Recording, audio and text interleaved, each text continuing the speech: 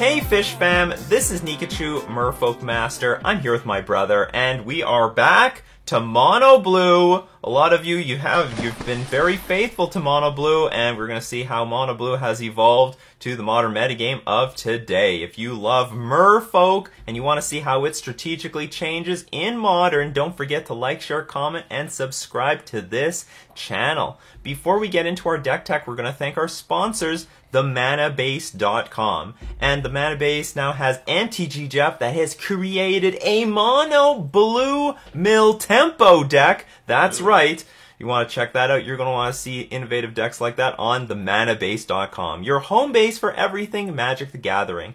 And the Magic Mastermind, where pros like Simon Nielsen for the third time makes top 8 of Grand Prix Birmingham. Simon Nielsen posted his deck list and sideboard guide the night before in the Magic Mastermind. He's playing Hogak, went straight to the finals. An excellent finish for him. If you want to learn from players like him, you're going to want to join the Magic Mastermind. And I have new patrons supporting me on Patreon. Thank you all so much for your support, supporting the channel and supporting Modern Merfolk and Modern Gameplay.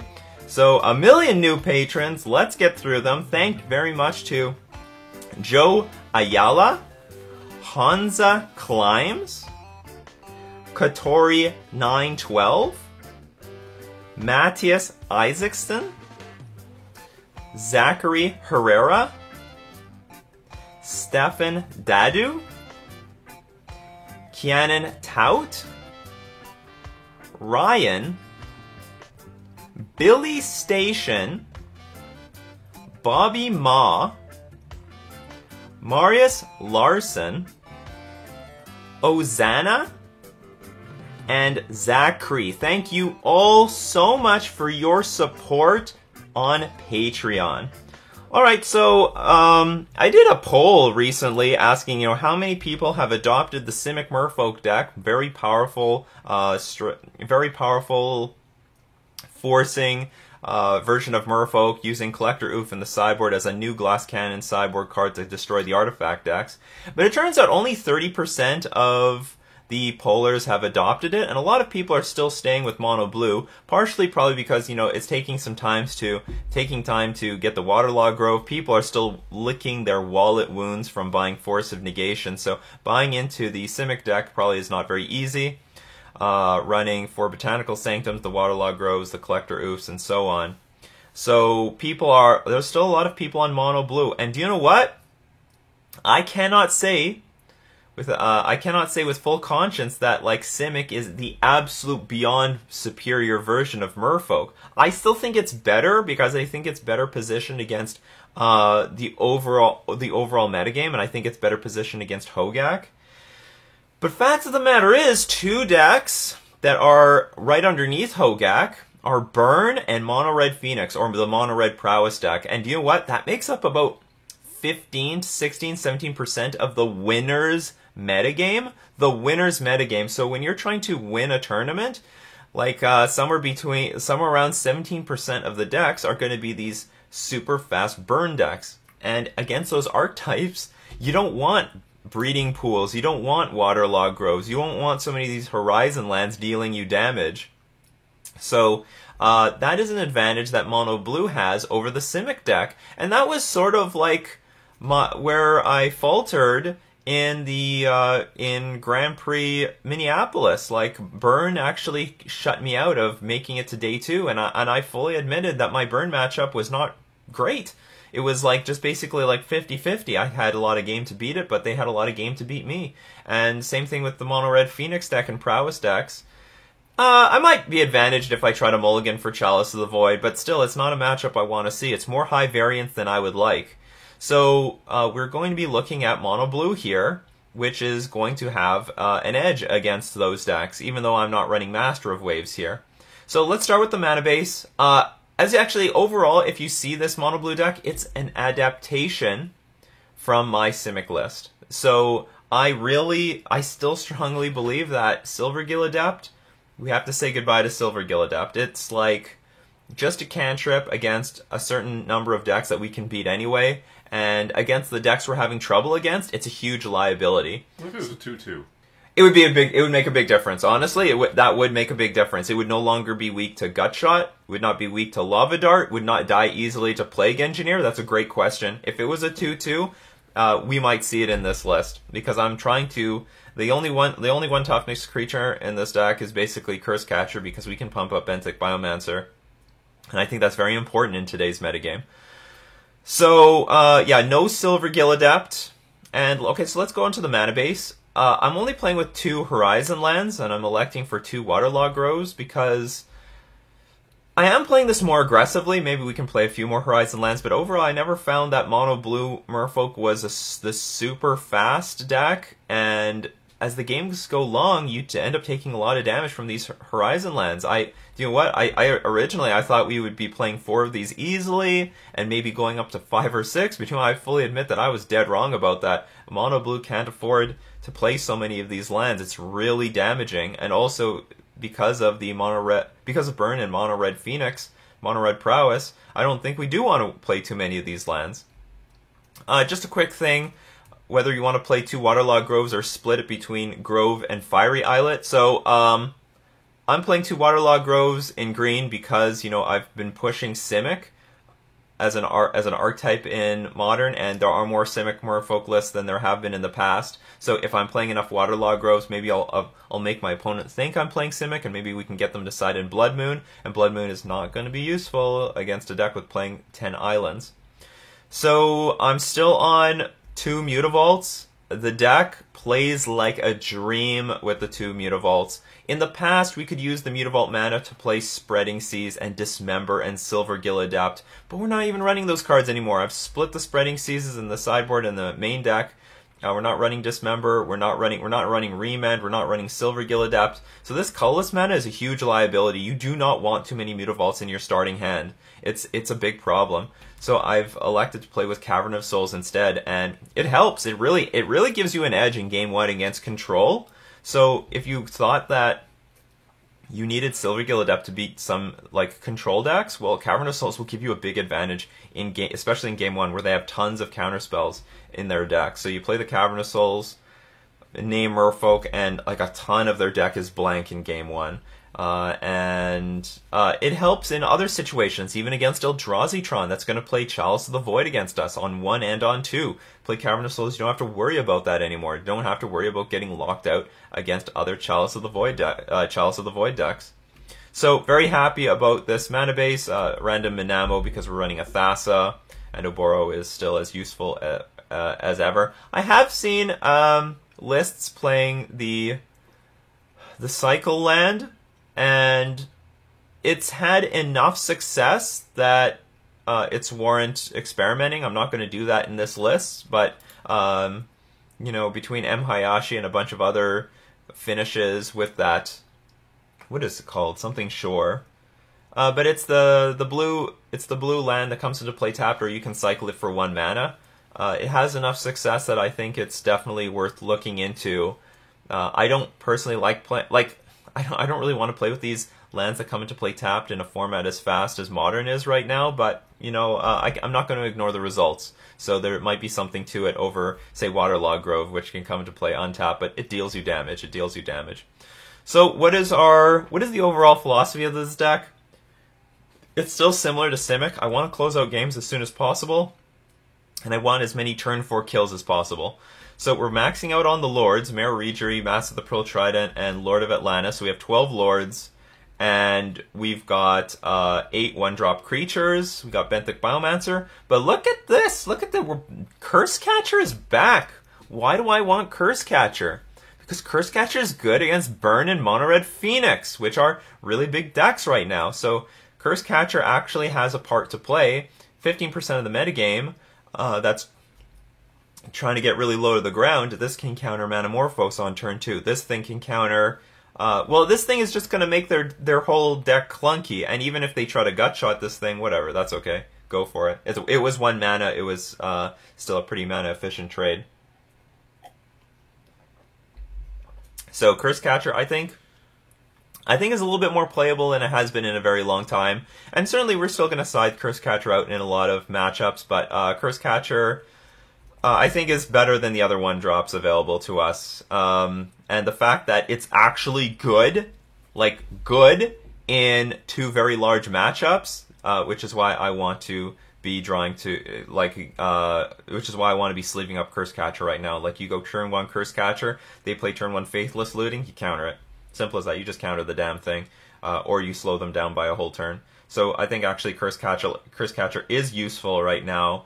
I don't know if it's useful enough that I want to be playing it in Simic. I would rather play with the Benthic Biomancer, but if I'm playing mono blue, then I'm reaching for the Curse Catcher. So still splitting the Spreading Seas between the main and the sideboard. And I'm still playing 2 Harbinger, 2 Tidebinder Mage as our interactive cards. You could make a pretty good argument if Eldrazi Tron like really falls off the map, which it sort of is, that you can replace the 2 Harbinger of the Tides with 2 Tidebinder Mages to really go hard on those Burn and Mono Red Phoenix decks. But at least online and still in an open event, you're still going to be playing against like anything. Like, you can play against Death Shadow, you can still play against Eldrazi Tron, humans as well, and, well, I wouldn't say Harbinger is better than Tidebinder in the humans matchup. I would really like Tidebinder to lock down Mantis Rider and Noble Hierarch, but Harbinger still is good enough in the overall metagame that I like to warrant 2 copies. So, for Force of Negation, for Merfolk Trickster, those are all standard. And then I was confused what I wanted this last slot to be.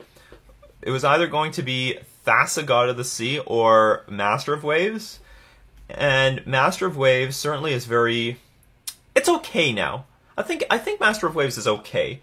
I think Plague Engineers have gone down in numbers significantly in sideboards. It used to be a 3 and 4 of in the sideboards, which really hated out Master of Waves easily, but now Plague Engineer has moved to around 1 to 2 in sideboards in all the decks that want to play Plague Engineer. So I think Master of Waves is playable. I think Master of Waves, you could sleeve it up, and you would want Master of Waves again for the Burn and Mono Red Phoenix matchups that you're going to see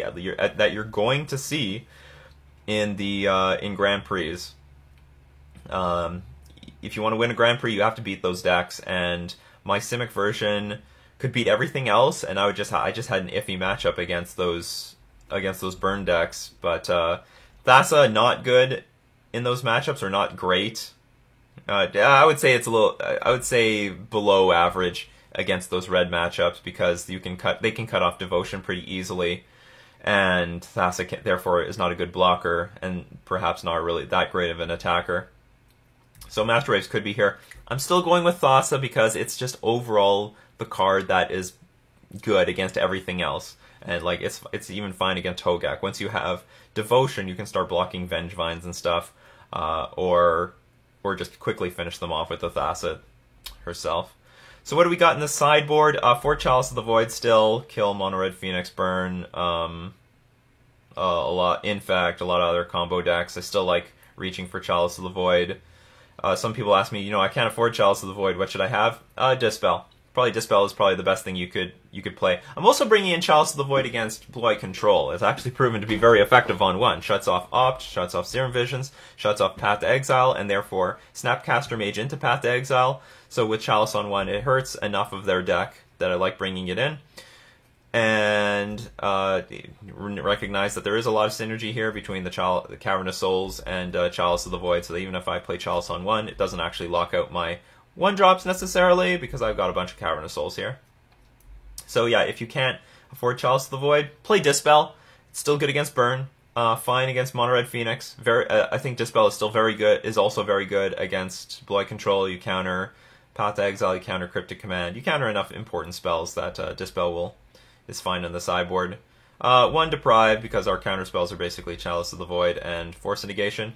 4 Grafdigger's Cage, still for Hogak. I'm not sure if it should be Grafdigger's Cage or if it should be Surgical Extraction. Because the thing is, I really hate playing cards that are vulnerable to my opponent's sideboard cards. And so if I bring in 4 Surgical Extractions, all the Assassin's Trophies and Force of Vigors are useless, because they won't have any targets. or they won't have many targets. And Surgical Extraction, all I have to do is deal with like the Vengevines or I don't know, anything that hits the graveyard, it'll just surgically extract it. Anyway, I don't know what's better.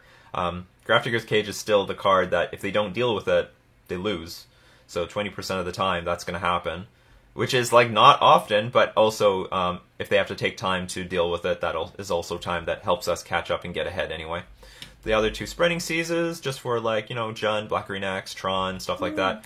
Ceremonious Rejection, which is for Affinity, Tron, Hardened Scales Affinity, the word Grixis, not the Grixis, the Urza Word deck, or Thopter Sword Foundry deck.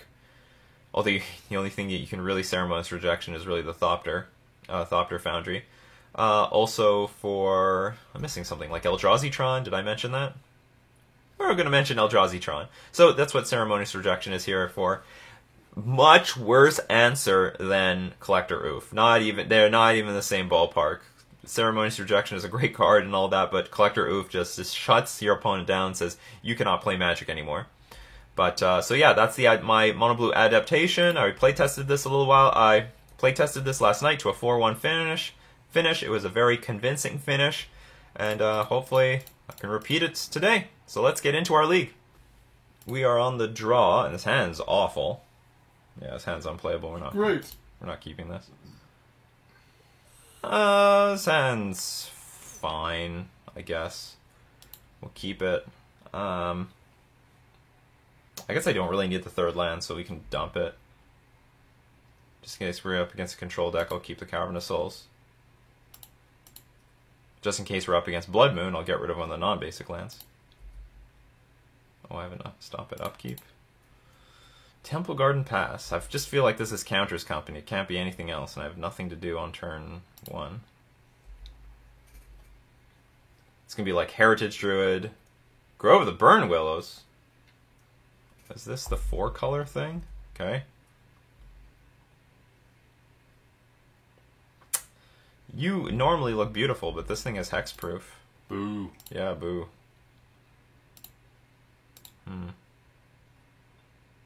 I guess we're just going to go Lord into Lord.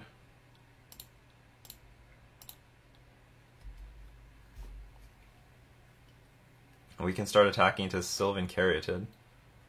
Flooded Strand. What is this deck? Glittering Wish. Say no. Definitely I'm going to say. I don't know what we're up against, but I don't want to find out. It's basically the deal. See you later, Spirities.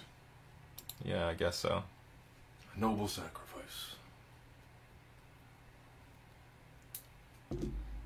It's just a multicolored card. You may find a multicolored card. It could be Jeskai Ascendancy. You may choose a multicolored card you own from outside the game. Reveal that card. No. It feels like Jeskai Ascendancy. You do not have a counter. That's a deck that would play Sylvan Caryatid. No. Metamorphose into. Oh, maybe they're looking for a counter. Their hand might be really vulnerable. Well, they got an island now. This is good.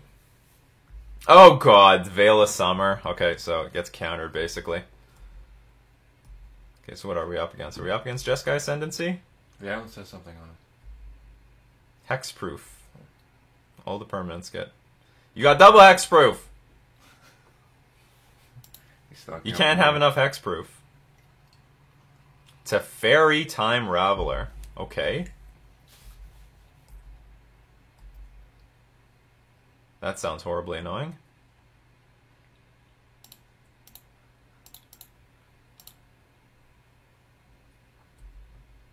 Let's get our going. Truth be told, I wouldn't mind drawing one more land so that we can play 2 creatures at once and hopefully just put a winning clock on the board really quickly. Here comes Tefero. Here comes Tefero, yeah. There she is. I think it's a he, in my opinion. Don't misgender Teferi. What is our opponent doing, though? What kind of deck is this? It's only the first round. We're gonna turn up to 1 permanent. But you know what? This is the friendly leagues. Like, there's you see almost anything out here. It is pretty annoying. Trying to play test against Burn and Mono Red Phoenix, and then play against Teferi Glittering Wish deck. Hey, it's gonna be hot. Maybe. Go on land. Not what I was looking for. Alright, let's attempt to kill Teferi.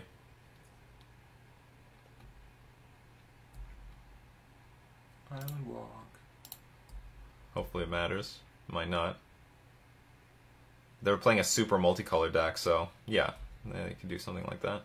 We'll play our Ether Vial and pass.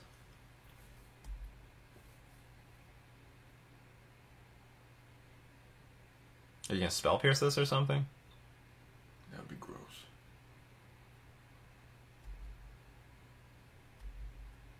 Steam Vents. Maybe this is the Niv Mizzet deck, but like taken to a whole new level or something. I don't know. Alright, so now my opponent can play sorceries at instant speed. How lovely. It's exactly what I wanted to happen.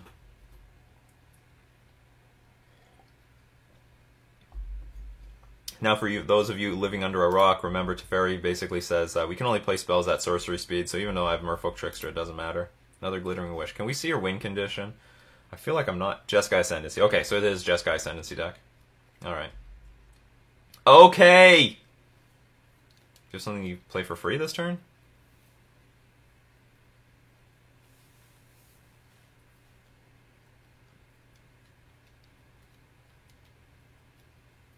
Explosives on 0. Okay. That's gotta be annoying. Engineered explosives in the main deck. Okay, I have nothing. Yield through this turn. Yeah, my Sylvan Caryatid basically means Jeskai Ascendancy because it's the only mana dork that is invincible against removal spells. Truth be told, cards like Tidebinder Mage is not gonna be that great here. Because of Jeskai. Well, I mean, it's gonna be fine if you can slow down your opponent. So how many colors is this? We got blue, red, green, white. 4 colors. Okay, yeah. It's like this. It looks like a improved version of the super classic versions of this deck. Okay, what do I need to happen? I need an Island Walker right now. Island Walker coming. Not an Island Walker, but I can put 2 creatures on the battlefield. Sure. Let's just put our creatures on the battlefield. Hope it does something. I could... Does this help me win? No, I'm a point short. If I draw 2 lords next turn. Because I could draw a lord, play it in, put it in play Vial, crack Waterlog Grove, play another lord. Thank the fairy. Sure. I actually should just attack them, because attacking Teferi or attacking them doesn't change anything. And also, if I do this, I should have done it before emptying my hand. I don't think anything would have changed. Another Jeskai Ascendancy. So we're very likely lost here. They stack? Yep. So my opponent now can untap Sylvan Caryatid twice. Every single time they cast a non-creature spell, and they get to loot twice.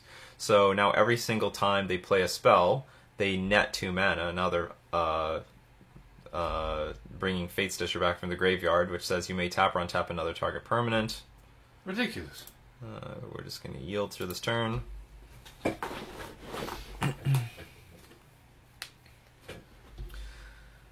If I lose to this deck, it'll be annoying, but so be it.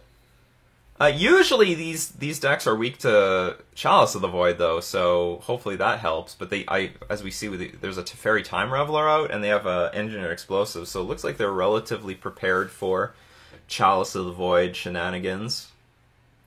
Jelly on 1. Jelly on 1 hurts this deck a lot, as you see.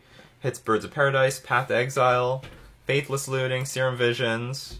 We didn't see a lot of 1-drops out of the start of this game, but I know this deck does play a lot of 1-drops. And look, it's playing Lightning Bolt too.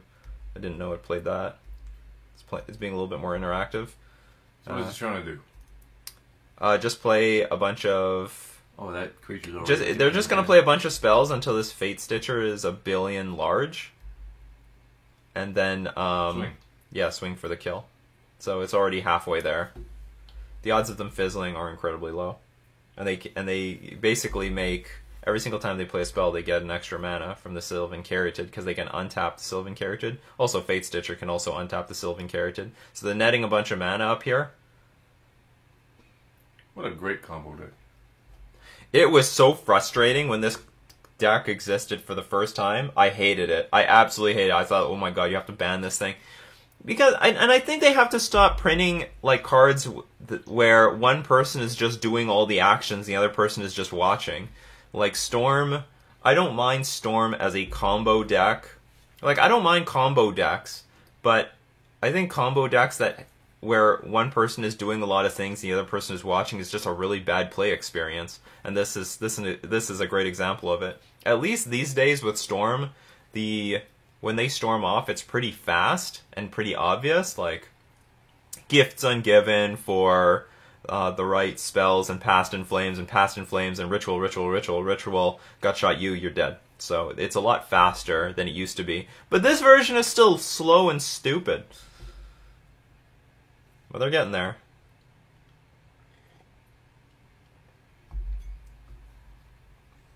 Glittering Wish. Hate that card. Where is it? Did it get exiled? Is that what happens with Glittering Wish? Oh yeah, I guess so. Exile Glittering Wish. That's important. I am certain that a lot of my opponents in a paper event would just put it in the graveyard. Because that's just naturally what you would do. It's what they do when I force a negation something. Oh, one of them's in the exile because I forced a negationed it. No, I didn't. I did not. It got Veil of Summer. Countered. Veil of Summer. An answer to the answers. Yeah, recently Wizards have printed a lot of answers to answers. Like, now stupid decks have like really good answers. Veil of Summer, Force of Vigor, Shenanigans. What was the point of that? So, cards that are good here is going to be Chalice of the Void, definitely Deprive. Is Ceremonious Rejection a counter? No, we're not going to bring in Ceremonious Rejection. It'll be conflicting with Chalice of the Void. Something we could take out, definitely Spreading Seas. We'll keep Tidebinder Mage. Harbinger is not good. Where's Harbinger? Bouncing. We're not bouncing anything. Maybe a Thassa's too slow. That's it. We'll keep maximum 1-drops too. We do want to maximize our chances of getting a turn 4 kill in this matchup. And I think Curse Catcher is going to be a good interactive spell. I'd love to play Good first. stuff. I'll keep it, I guess. But it's not beautiful.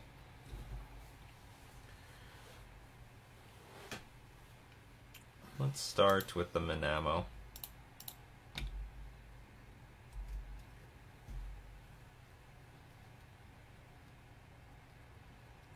And if necessary, we pitch Deprive to force a negation, but maybe it's not going to come down to that. We play like Master of the Pearl Trident on turn 2, and then just start attacking for 4 every turn. The hand's decent. We can force negation, and then we start holding up Deprive. Especially if we get like one more Lord, that would be beautiful. And at the very least, oh, there we go. There's the Lord. Merfolk. Okay. And they don't... Well, they don't have a turn 2 mana dork. Sorry, they don't have a turn 1 mana dork, so that's not too bad. They might go turn 2 Sylvan Caryatid, but whatever. I guess that's convenient. They play Caryatid this turn, and then by next turn... Sure. That Plains looks like Saskatchewan. It is Saskatchewan. So next turn, if they play another land, they have Teferi, and they can hold up, what's it called? Everything. The Thing. In the ice. But fortunately, we do have a turn 4 kill here. Attacking for 9 next turn. Alright. Sure. Okay, so now you cannot protect your Teferi with Veil of Summer. Yeah, this is the end of this. So they need like bolt. They need 2 removal spells to deal with our army.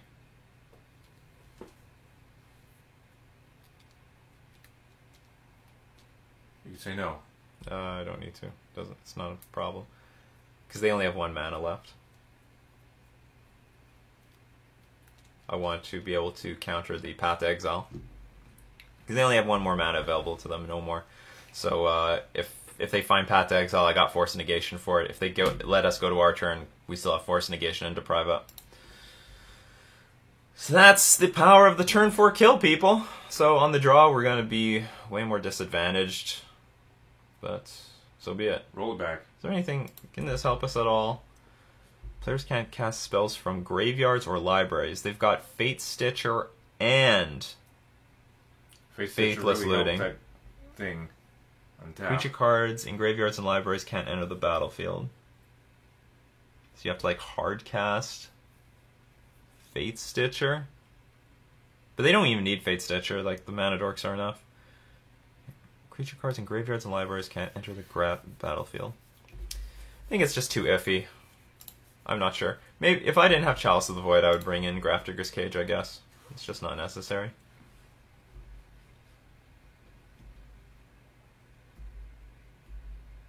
Ugh. It's everything you need. No, it is not.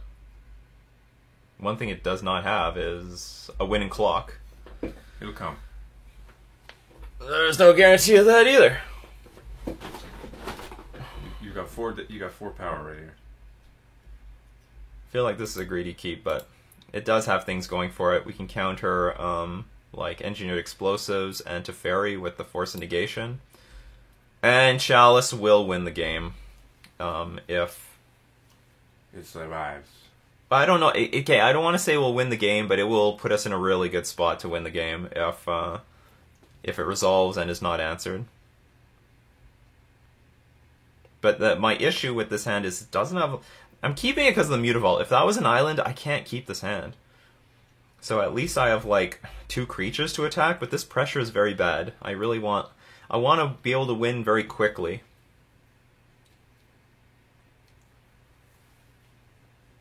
So I'm not thrilled with the hand, but I do think it's good enough to keep. They kept 2 cards on top. I wonder if they took out their Birds of Paradise or something. Okay, that's good. It's nice to see. Wonderful card to see. Better card to have. Mm-hmm. You want to play something counterable. And also, Chalice of the Void will counter Veil of Summer. Oh, that's great. If they put no Mana Dork out on the battlefield, I think this is very good for us. Pay life. They might.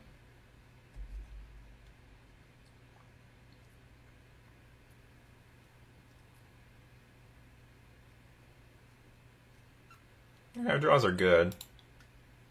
I'm going to keep playing islands just in case I keep drawing double blue spells so that once we hit turn 4 we can play 2 of them at once. We're definitely going to shut our opponent down now. No more Bolt, no more Path to Exile, no more Serum Visions, all this other baloney. No Birds of Paradise. But if they have like, I don't know, multiple Teferis, that could be a problem. Yeah, what is it, 32 Teferis? Yeah, 32 Teferis. So I'm hoping this puts them in a really bad spot. They're biting their nails right now. You can say no. I mean, why not? Because it doesn't directly answer Chalice of the Void. I would say no. You got 2 Tricksters, you don't need both. Because if they play Engineer Explosives on 0 here, that's still an answer. Here are the counts. Cast another.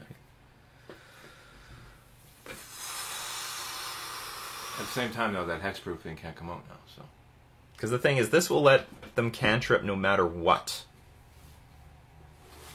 Okay, well, I'll counter it, I guess. If they've got an answer, then like that thing could win the game in theory. Good stuff. They replace themselves. They do.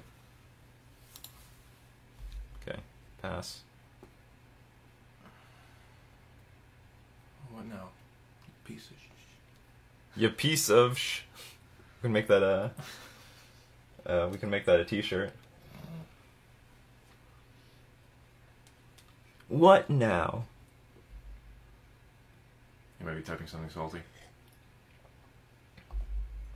Ah, there's the engineered explosives. On 0. That was my fear. You got 3 more Challies in the deck. That was my fear. Already But they don't seem to be doing anything. So that's some good news. Flash creatures.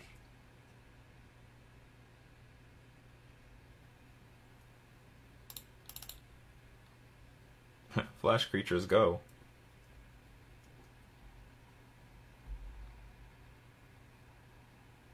That is awful.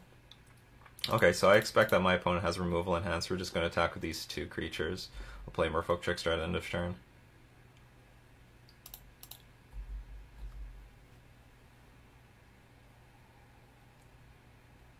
I'm just going to ignore this vial in my hand for a little while.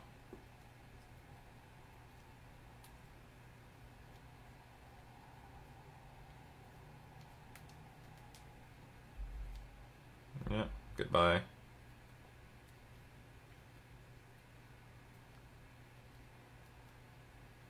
They have no mana dork, though. Which is some good news. I guess we have to also still be careful about how many creatures we put on the battlefield. Because if I put on too many 2-drops, then, like, this engineered explosives will mop them all up. Jeskai Ascendancy is a combo deck, but it also can play like a control deck. Okay.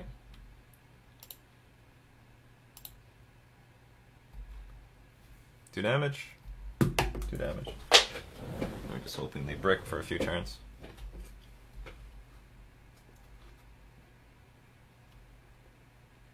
I will, without it, no matter what they do, I'm going to play this Merfolk Trickster and play Lord of Atlantis. If they've got another Engineered Explosives, then whatever. It feels like they have a sort of a control-heavy hand. Yes, Glittering Wish. So they can find now Jeskai Ascendancy or Teferi. Teferi it is.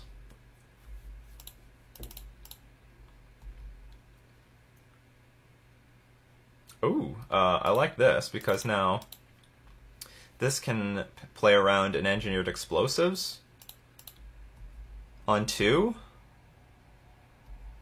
It's quite fine. It's quite fine. Okay, so if we draw one more land, if we draw a land next turn, if they play Teferi, Bounce, Rajiri, if we draw a land, we win.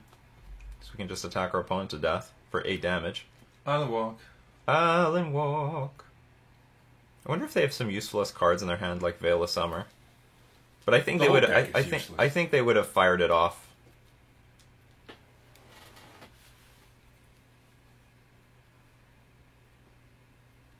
They don't know about my last Lord of Atlantis. Okay, there's a Birds of Paradise, but there's an island out, so that's not a big deal. Okay, here's Teferi. So if we draw a land, we win. Come on, land. I never. You might not even bounce. Oh, they're at 7. They're at 7. So I still need a land to win. No, they're gonna bounce something. They just don't know what. Vegas saw it, says he ain't doing it. If they bounce... Okay, they are going to bounce this. Vegas was wrong. Vegas was super $20. wrong. Yeah, goodbye. Land for victory against the silly Jeskai Ascendancy deck. There's a hotel up the street. Oh, there we go. There's a hotel up the street where you can do horse track betting. I want to bet $2 on a horse. We'll tap Teferi for style.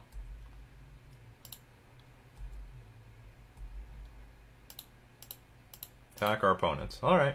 Beat Jeskai Ascendancy. Good game. It was a good game. And the Lords. It was the Lord's work. This Lord and this Lord. The Mararejiri. Again, you know, Jeskai Ascendancy is a deck that can win on turn 4, and you really want to have a plan to win by turn 4. If you don't have that plan in Modern right now, I don't know what you're doing. I really like the other mono blue versions that made results, but you really have to end up getting paired against the right decks, which are just slowly getting pushed out of the metagame. I don't think Jund is very well positioned. It's good against those mid-range grindy decks, but those grindy decks are like disappearing. People playing Mardu Pyromancer are putting it away. Jund are putting their decks away. So you're just mostly going to be seeing other degenerate decks trying to win as soon as possible, and you need a plan against them. You need a plan. If we gave our opponent one more turn, maybe they kill us. So that's going to be our match for today. Yeah, Mono Blue still has what it takes, just as Simic does. So we don't count Mono Blue out of the discussion. Mono Blue is still very playable. You don't want to move to Simic. You love pure blue. You stick to Mono Blue. Yeah, that's going to be our match for today. We're going to thank all my patrons supporting me on Patreon. We're also going to thank the ManaBase.com and the MTG Mastermind for being our sponsors. This has been Nikachu with his brother, playing with Merfolk in Modern.